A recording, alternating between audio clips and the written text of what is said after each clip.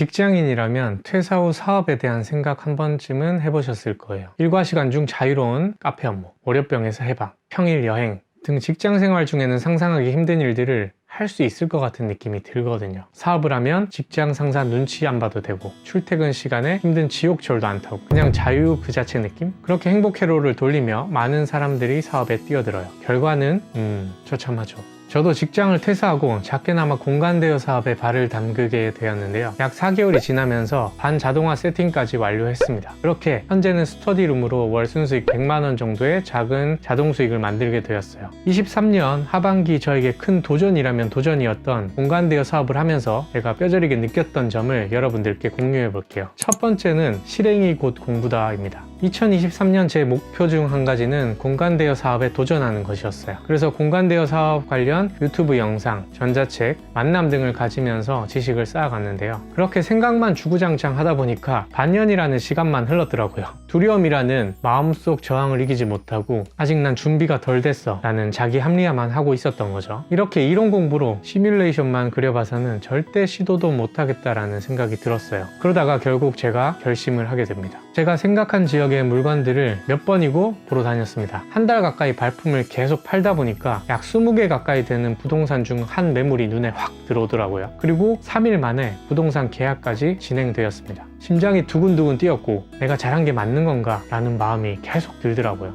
그런데 신기한 일이 벌어졌어요. 일단 시작하고 나니까 그때부터 하나둘 순차적으로 진행되더라고요. 사무실은 점점 더 스터디룸으로 바뀌어가고 있었고 사업자로서 갖춰야 할 지식들이 머릿속에 점점 정리되고 있었습니다. 이론 공부만 해서는 절대 세부적으로 체크할 수 없었던 부분들까지요. 공간대여 사업을 시작할 때 체크해야 할 것들, 계약 시 협상 방법, 공간 효율화를 위한 매뉴얼 제작법 등 직접 부딪혀보지 않았으면 알지 못할 것들을 스스로 학습하게 됐어요. 또한 제가 처음 부동산 경매 투자로 수익 창출을 했을 때 느꼈던 이 감정을 다시 한번 느낄 수 있었습니다. 아, 역시 어느 정도 공부가 되었으면 일단 시도해 봐야 되는구나. 생각만 해서는 절대 아무런 변화가 생기지 않는구나. 그렇게 저는 현재 스터디룸을 반자동화 시스템으로 돌려가고 있는 중입니다. 두 번째, 시간이 곧 돈이다입니다. 현재 스터디룸을 약 4개월째 운영 중인데요. 제가 직장 퇴사로 시간이 꽤나 있는 편입니다. 그래서 스터디룸에서 유튜브 영상도 찍고 업무도 하면서 공간 정리까지 함께 하고 있는데요. 이게 공간 예약이 점점 차다 보니까 중간중간 방문해야 할 일이 많이 생기는 거예요. 물론 공간 특성상 청소할 것이 크게 없긴 합니다. 어찌됐건 쓰레기를 비운다든지 청소 및 깔끔하게 공간 세팅은 해둬야 하니까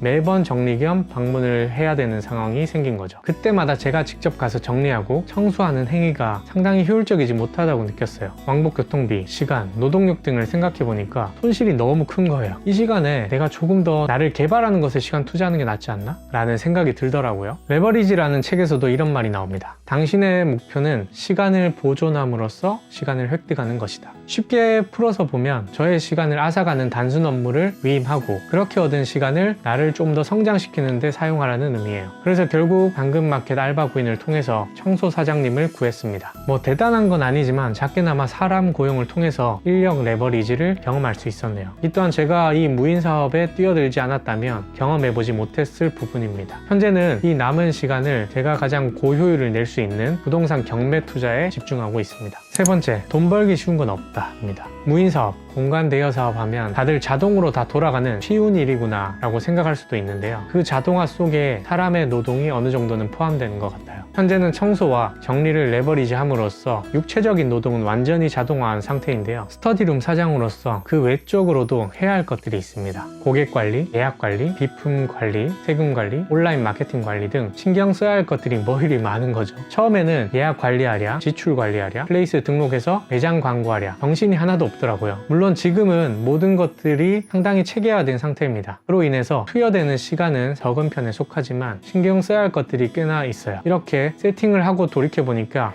정말 정신없이 달려왔구나 싶더라고요. 그리고 또 이런 생각이 들었죠. 참 세상에 돈 벌기 쉬운 건 없구나. 이렇게 스트레스 받는 부분도 있지만 저는 이를 통해서 한 단계 더 성장할 수 있었습니다. 이 공간대여 사업을 통해서 자동소득을 추가로 세팅할 수 있었고요. 작게나마 시스템을 구축해보게 되었어요. 또 앞으로 어떻게 내가 더 나아가야 할지 한 단계 더 넓은 시야로 세상을 볼 수 있게 되었습니다. 오늘은 제가 공간대여 사업인 스터디룸을 운영하면서 느꼈던 것들에 대해 짧게나마 작게나마 이야기해봤는데요. 다시 한번 정리해보면 결국 실행이 공부다. 두 번째, 시간은 곧 돈이다. 세 번째, 세상에 돈 벌기 쉬운 건 없다. 직장을 퇴사하고 사업에 뛰어들고자 하시는 분들에게 꼭 필요한 내용이라고 생각합니다. 많은 분들에게 작게나마 도움이 되었으면 좋겠습니다. 이상 날마다 조금씩 성장해나가는 석세스였습니다. 감사합니다.